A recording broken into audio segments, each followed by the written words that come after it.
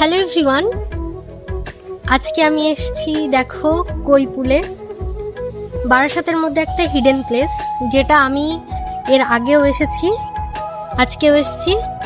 তোমরা এখনো যারা এখানে আসোনি চলে আসতে পারো, সুন্দর জায়গা।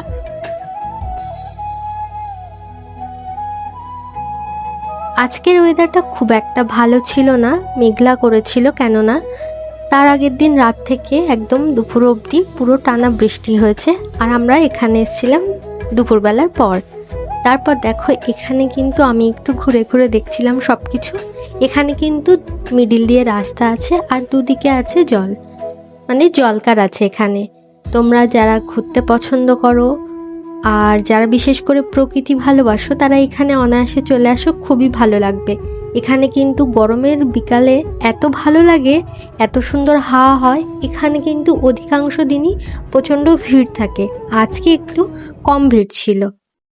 मेरे हाथ में तेरा हाथ हो, सारी जन्नतें मेरे साथ हो।